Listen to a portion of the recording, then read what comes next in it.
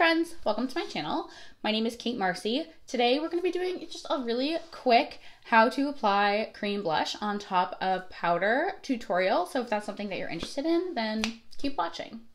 So the technique that works for me across the board typically involves my sponge. This is a sponge by the DS&D shop. They are a Black-owned beauty brand. The sponges are $6. I cannot say enough good things about them. This was a Trend Mood collaboration.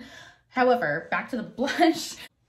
So right here is the cream blush. This is the Glow Cream Base. So what I'm gonna do is take a generous amount on my sponge and just really get it in there. With Natasha's formula, I feel like if you want to, you really can just go right in. But what you can also do is right on the back of my hand, just stipple a little bit of it off so that there's no one spot on the sponge that is too concentrated with the product, because that is when things start to go south quickly when it comes to trying to apply blush that is a cream base over powder. I like to do blush draping, so I really like to bring it up to my temples, but you certainly don't have to. You can place it wherever you want. Another thing about Natasha's formula is I just don't find that it emphasizes texture the same way that some other cream products might. I just want mine to be a little bit more bold than that. So again, I'm just going in. You can use swiping motions, you can use stippling motions, and then for the back of my hand, I always use stippling motions just to get a little bit of it off, make sure that there's no one area that's too concentrated, and then build it up. I find that this way you're not getting one spot that has more blush than another and trying to like feverishly blend it out, blot it out, and then you're lifting your powder on top of that. And you can see here, hopefully with my lighting, that this technique it does not lift up my powder. It just goes right on top and like melts into the skin, which chef's kiss is what we go for. I do want to show you guys as well how I work with the Rare Beauty. I've seen some folks identify that they just really do not like this on top of powder, and I can absolutely see why that is. It is more finicky, and it's not quite as creamy as the Natasha Denona formula or even the Fenty formula. The Fenty formula is another one that hands down I think works beautifully on top of powder in a way that looks flawless and it blends right into the skin. This formula is certainly slightly more finicky. So I'm gonna do the same thing where I swirl it around and we stipple, and then right on the back of my hand, we're gonna just do some stippling, and then we're gonna go on top. And I'm gonna look a little bit like a loon because this is obviously a different color than this, but that's okay. But you can see it does lay down okay. It's not my favorite though. This I feel like just looks like a little more glowy, a little more natural. This does not.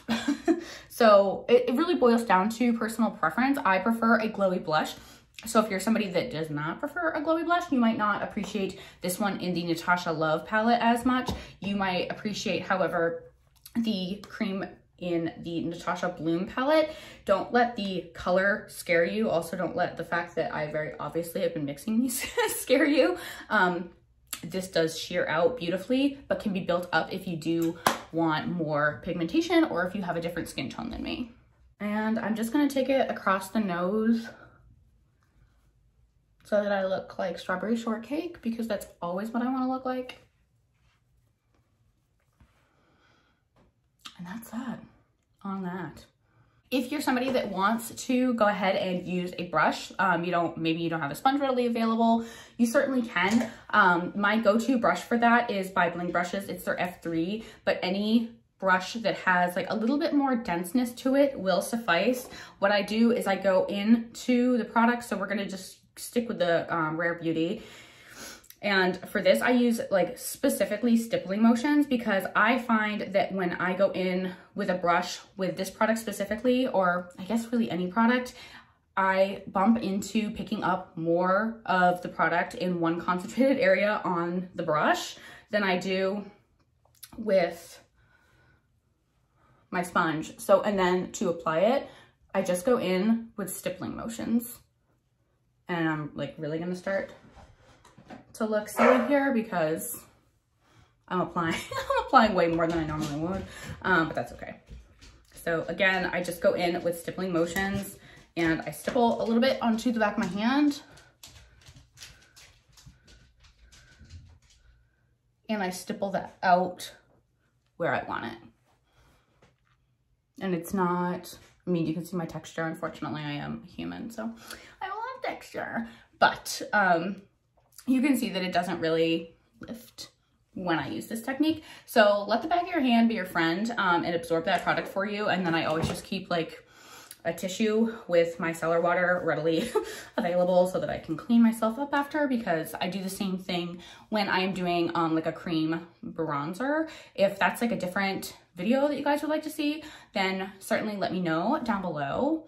But otherwise, that's really it for today's video. If you enjoyed this video, please go ahead and give it a thumbs up. It would mean a lot to me if you would subscribe to my channel down below. As always, please stay happy, stay healthy, and stay blessed. And I will see you on the next video. Bye.